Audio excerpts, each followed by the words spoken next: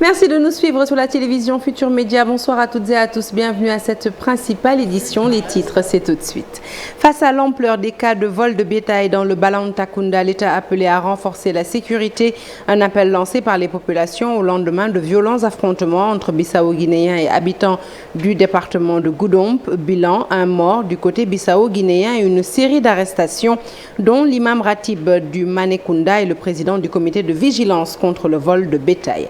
Des mesures pour freiner la propagation du chikungunya à Kédougou. Plus de 65 cas détectés dans la région. Les autorités sanitaires viennent de déployer un plan de riposte axé sur la sensibilisation et la destruction des foyers larvaires. Litige foncier à Tiwawan, plus de 36 hectares en jeu. Propriétaires et particuliers se disputent le site de recasement de Darussalam Kernjoba. Pour ces propriétaires, par ailleurs pères de famille, hors de question de céder leurs terres à d'autres spéculateurs. Et puis tournoi de préqualification olympique, les Lions trébuchent en finale. Ils ont été battus par le Cameroun sur le score de 80-74, une défaite qui prive la tanière d'une participation au tournoi qualificatif olympique de Paris 2024. Voilà pour les titres. Le développement, c'est tout de suite.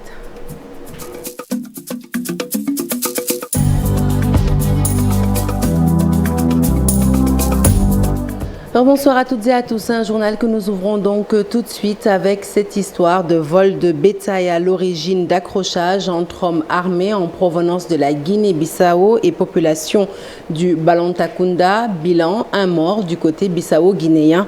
Informé, la gendarmerie a procédé à l'arrestation de l'imam Ratib du Manekunda et du président du comité de vigilance contre le vol de bétail. Des arrestations qui ont engendré la colère des habitants qui disent en avoir marre des cas de vol dont ils font l'objet. Le point, c'est avec Bakary Conté. La tension est très vive dans le Balantakunda suite à l'arrestation de l'imam Ratib de Manekunda et du président du comité de vigilance contre le vol de bétail après la mort d'un Bissau-Guinéen accusé de vol de bétail. Nous vivons une situation aujourd'hui désastreuse. Notre président du comité de vigilance ou de surveillance a été kidnappé par la gendarmerie de Samine pour un cas de vol qui s'est signalé dans la commune de Sinbandi-Balante entre les villages de Manekunda et Madinapol. Les assaillants sont venus de la Guinée-Bissau et ils ont volé nos bêtes. En les poursuivant, il y a eu des accrochages avec les propriétaires. Il y a eu échange de tirs parce que quand ils viennent lourdement armés. Malheureusement pour eux, il y a eu une perte en vie humaine. Et le constat a été fait par la gendarmerie qui vient saisir l'imam de Manekunda et notre président Jean-Séraphin Mané. Ces habitants réclament leur libération dans les plus brefs délais. La loi du Sénégal a criminalisé le vol. Les Bissau-Guinéens viennent ici tous les jours. Ils volent nos bétail et ils entrent en Guinée-Bissau. Et quand nous allons pour nous défendre, c'est nous qui sommes saisis et envoyés en prison. Le problème qui nous réunit ici, c'est la détention illégale de Jean et de l'imam de Manekunda. C'est ce que nous réclamons. Nous réclamons leur libération sans délai et sans condition. Nous informons aux autorités que si la masse ici accepte, nous fermerons toutes les pistes qui montent vers la Guinée-Bissau jusqu'à la libération de ces deux détenus-là. Ces habitants du Balantakunda ont promis de barrer la route nationale numéro 6 et toutes les pistes qui mènent vers la Guinée-Bissau si les autorités compétentes tardent à réagir. Le vol de bétail sévit également dans le nord du Sénégal, en tournée dans les régions de Saint-Louis, Matam et Louga. Le président du parti FDS, les Guelewar, s'est engagé à lutter contre ce phénomène. Dr Babacar Diop, qui a visité le foirail de Dara, promet aux éleveurs la mise en place de projets de nature à contrecarrer l'immigration clandestine pour fixer justement les jeunes dans leur terroir. Nous l'écoutons, il est au micro de Mamadou Moustapha Ndiaye ici Licham. Présentement, j'ai visité ce grand marché hebdomadaire de Dara pour échanger avec les éleveurs qui m'ont fait part de leurs inquiétudes de leurs difficultés et qui sont confrontés régulièrement aux problèmes de vol de bétail et des problèmes de sécurité auxquels ils sont confrontés. Et j'ai pu mesurer aussi le potentiel extraordinaire de ce marché. Et ce qui fait quoi que l'autosuffisance en moutons, l'autosuffisance alimentaire que nous visons, que nous cherchons au niveau du Sénégal, nous pouvons l'atteindre. Mais la solution doit être endogène. Cette solution endogène, c'est d'abord soutenir ces éleveurs avec un programme très ambitieux pour permettre à notre pays d'atteindre cette autosuffisance en moutons durant la fête de la Tabaski. Mais je veux construire la première force politique du Sénégal. Je veux construire une nouvelle majorité politique et sociale, et une majorité porteuse d'un projet ambitieux de transformation du Sénégal. Nous voulons transformer ce pays, changer le Sénégal, changer la vision de la politique, mais dans la paix, la stabilité. C'est pourquoi je m'adresse aux jeunes. Vous n'avez pas besoin de mourir en pleine mer. Revenez ici, on va se battre pour changer le Sénégal, pour transformer le Sénégal. Avoir un projet capable demain de créer des emplois, des milliers d'emplois, des millions d'emplois. Lutter de manière radicale contre la malgouvernance, la corruption de nos institutions, le détournement des deniers publics. Tout cela qui détourne les deniers publics. À Kédougou, un plan de riposte élaboré par les autorités sanitaires pour freiner la propagation du chikungunya. Des opérations de saupoudrage des foyers de contamination ont démarré avec pour principal objectif de contenir l'épidémie qui a déjà affecté 65 personnes en moins d'un mois. Ibrahima Diabakhate et Badara Diaby nous font le point. Le nombre de cas de chikungunya ne cesse d'augmenter dans la région de Kédougou. De 44 cas en début de semaine, le nombre est passé à 67, avec 40 cas dans le seul district sanitaire de Saraya et 27 dans celui de Kédougou. Actuellement, on a enregistré 27 cas qui sont un peu éparpillés dans le district sanitaire de Kédougou. Oui, après l'investigation pour avoir une idée de l'ampleur, il y a le plan de riposte que la région a mis à la disposition pour toute la région de Kédougou. Et sur ça, la partie la plus importante, c'est la lutte antivectorielle. Cette lutte antivectorielle vient d'être déclenchée par la brigade régionale de l'hygiène de Kédougou dans tous les foyers de contamination. Voilà, nous sommes venus à Bouloukondi parce que depuis la semaine passée, on était là avec les entomologistes pour faire des investigations. Après les investigations, on devait faire des opérations techniques au niveau des maisons où il y avait des cas de chikungunya. Et en même temps les sensibiliser dans le cadre de la maladie et en même temps faire une désintoxication. Maison où il y avait un cas de chikungunya, nous avons fait déjà l'opération technique. Nous avons aussi informé les populations sur la maladie et les conduites à tenir. Des opérations de saupoudrage sont également envisagées sur toute l'étendue de la région en vue de désinfecter tous les foyers de contamination qui ne cessent de se développer.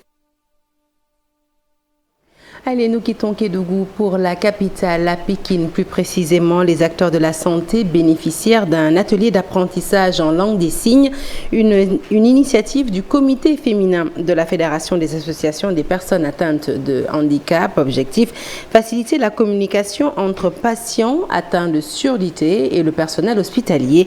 Aïssatou Sarr est présidente de l'association des sages-femmes du département de Pékin. Je vous propose de la suivre au micro d'Abdoulaye Patéane.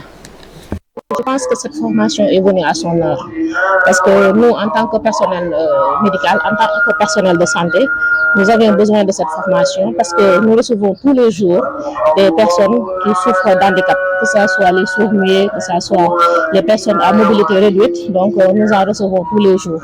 Et on est obligé de faire recours à d'autres personnes pour nous expliquer les plaintes de la personne. Et je pense que si nous pouvions comprendre les signes, par exemple, de cette personne qui souffre de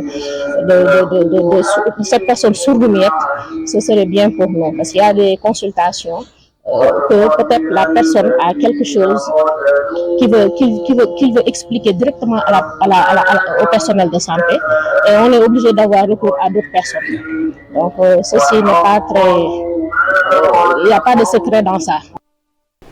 Allez, nous restons dans le domaine de la santé pour cette fois-ci parler de l'Agence nationale de la CMU qui vient de mettre en place une mutuelle de santé au profit des correspondants régionaux. Journalistes et techniciens des antennes régionales vont ainsi bénéficier d'un dispositif assurantiel de prise en charge. Alifa, les conseillers techniques en communication de l'Agence nationale de la couverture maladie universelle. Il nous en dit plus au micro d'Ousmane Dem et Tierno Diallo. Effectivement, nous avons bien entendu le plaidoyer donc, venant de l'association des correspondants de presse de la région de Louga et de Kaolack. Et donc nous avons le chef de service qui est là, a bien pris note et effectivement a instruit ses équipes donc, de travailler avec l'association pour faire de sorte que tous les correspondants de presse puissent avoir un dispositif assurantiel. Je crois que les conditions à partir d'aujourd'hui vont être réunies pour ça. Il s'agira un peu de faire le travail de sensibilisation, surtout le travail de recensement de tous les membres donc, de l'association et faire de sorte quand même de les adhérer, eux et également leurs familles, dans les mutuelles au niveau donc, de la région de Kaolack. Je crois que ça également, avec le service régional et l'ensemble des organisations mutualistes, on va arriver à résoudre cette demande. Allez, après la santé, la politique, Ousmane Sonko devrait retourner chez lui car tous les dossiers le concernant sont incohérents. C'est la position de Boubacar Camara, président de PCS Djengou Tabar et invité du grand jury de la RFM. Il pense qu'avec toute cette histoire, eh bien, le régime en place vient de montrer clairement qu'il n'est mu que par une seule volonté, celle de conserver le pouvoir. Je vous propose de l'écouter au micro de Babacar Fall de la RFM. Devant le grand jury. C'est triste. C'est triste qu'on en arrive là au Sénégal. C'est-à-dire que le président Ousmane Sonko, par son combat, a montré la véritable nature du régime qui veut absolument garder le pouvoir.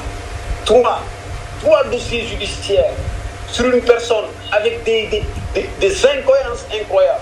Aujourd'hui, même l'humanité recommande que Ousmane Sonko retourne chez lui. Un homme qui se bat sur des principes. Il n'a jamais levé pris une arme pour taper sur lui. Et il en a fait les moyens avec la force politique qu'il a. Il a absolument choisi de se battre dans des élections. Il est malade.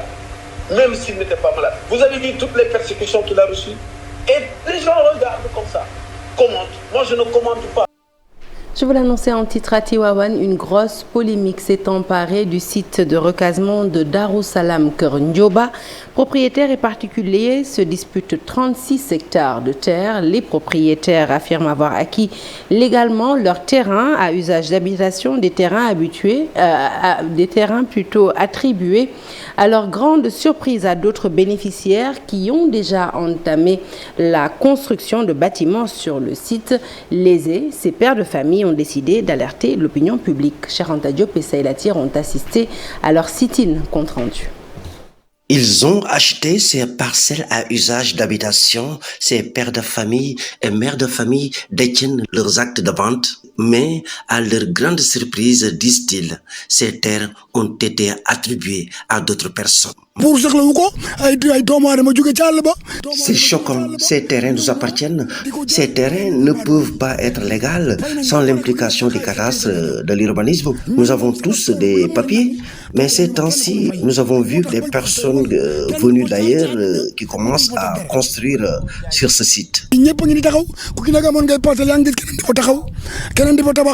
Selon ces protestataires, ce site a été aménagé pour recaser les populations qui étaient autour de la grande mosquée de Tivaouane. Mais le projet a échoué. Ce site de recasement était destiné aux familles qui habitaient aux alentours de la grande mosquée de Tivaouane, mais le projet a capoté. Il y a des gens qui sont déguisés en courtiers pour vendre nos parcelles.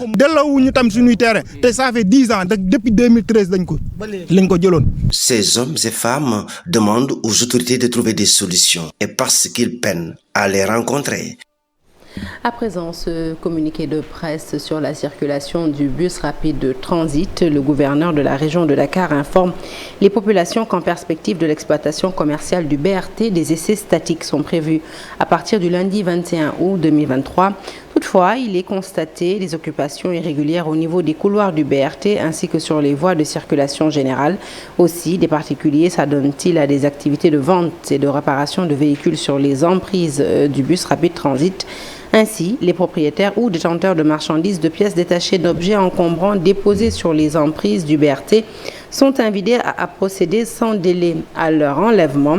À défaut, l'administration se réserve le droit de prendre toutes les dispositions pour éradiquer toute forme d'occupation illégale des infrastructures, équipements et couloirs du bus rapide transit, empêchant la mobilité des personnes et la bonne exécution des essais. Voilà un communiqué fait à Dakar ce 18 août 2023 et signé par le gouverneur de la région de Dakar. L'exploitation du bus rapide transit annoncé, les populations des communes de Fass, Gueule-Tapée, Colobane pestent contre leur non-implication dans le projet. Selon le coordinateur du projet BRT à la mairie de Fass, eh bien, les jeunes des localités concernées ont été mis à l'écart, contrairement aux accords qui ont prévalu à la mise en œuvre de ce plan remarquable de mobilité urbaine. Alassane Ba et Diafaraba, reportage. Le problème ne se pose pas dans la partie qui traverse la commune de Gueule-Tapée-Fass-Colobane. C'est ce qu'a fait savoir le coordonnateur d'information et de suivi du projet BRT. L'emprise au niveau de la commune n'est pas encombrée. Depuis qu'on a libéré les emprises au niveau du corridor, les gens n'ont pas eu à vraiment regagner les emplacements qu'ils avaient, comme le font très souvent les gens qui sont dans les autres communes. Donc pour ce qui est de la commune de Gueule-Tapée-Fass-Colobane, jusqu'à un peu vers le rond-point Douala, c'est un peu nickel. Donc à ce niveau, il n'y a pas de souci à se faire, mais le problème se situe plutôt au niveau de l'implication des mairies. On avait beaucoup d'espoir par rapport à ce projet et on attendait aussi beaucoup sur le plan de la responsabilité sociétale d'entreprise. Mais malheureusement, au moment où je vous parle, à part l'unité dentaire où on a eu la chance, le CETUD nous a accompagnés pour nous rééquiper l'unité dentaire de notre centre de santé de Colobane. Et puis c'était important. Mais depuis, ce n'est ni le CRBC ou bien une autre entreprise qui intervient au niveau du projet qui est venu voir la mairie pour essayer de voir, en tout cas a priori, ce qu'ils peuvent faire pour nos populations. Vraiment, l'implication communautaire n'a pas été tellement prise en compte. Alors que le CIS, les comités d'information et de suivi, une émanation directe de l'ancrage communautaire. Parce que c'est les populations qui composent ces CIS. Au-delà de cet aspect, il déplore le fait que les jeunes de ces localités n'ont pas été associés au projet. Nous, on attendait d'eux quand même qu'à chaque fois qu'ils arrivent dans une commune, c'est ce qui était dit, ce qui était convenu, que les jeunes de cette commune soient en tout cas impliqués dans les chantiers, dans les travaux. Mais ça n'a pas été le cas. Ça n'a pas été le cas. Les jeunes n'ont pas été impliqués, donc de Guédiawaye à ici, Gueule-Tapée-Fass-Colobane, Petersen, les jeunes n'ont pas été impliqués. Ça a créé tellement de frustration que je peux vous dire. C'est une note du gouverneur de Dakar en raison des essais statiques qui seront menés en vue de la future exploitation commerciale du BRT. Tous les occupants le long des couloirs réservés au bus rapide transit sont sommés de libérer les emprises de la route.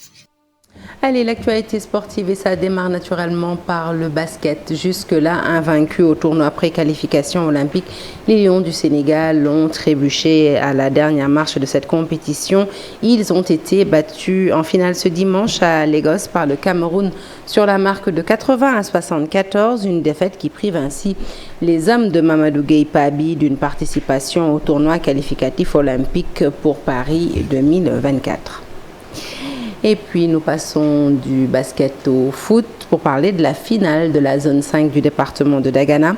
Les acteurs sportifs plaident le maintien des jeunes dans les zones rurales pour éviter les affres de l'immigration clandestine. Ils demandent plus d'accompagnement de la part des autorités pour faire face à ce phénomène. Le reportage est signé Ousseynou Diop et Abib Sek. Les acteurs sportifs de la vallée du fleuve Sénégal ont profité de la finale organisée dans le nouveau stade de Ross Béthio par la zone 5 de Dagana pour appeler les jeunes à bannir l'immigration clandestine. Ils ont invité la jeunesse à rester dans la vallée du fleuve Sénégal pour développer le pays. Le sport réunit les jeunes et nous sommes contents de participer à cette rencontre. Les jeunes tentent l'immigration clandestine tout simplement parce qu'ils sont désespérés. Mais je pense qu'ils peuvent rester ici dans la vallée. Nous avons des ressources et ils peuvent travailler dans le secteur agricole pour nourrir leur famille. Donc nous sommes contre ce phénomène. Aujourd'hui, les nouvelles infrastructures construites dans la vallée du fleuve Sénégal peuvent permettre aux jeunes de lutter contre la pauvreté Les acteurs sportifs plaident pour le maintien des jeunes dans les zones rurales pour éviter l'immigration irrégulière. L'occupation saine de la jeunesse nous prive la jeunesse vraiment d'aller à l'aventure. Quand la jeunesse ne va pas à l'aventure, c'est parce qu'ils sont occupés sainement.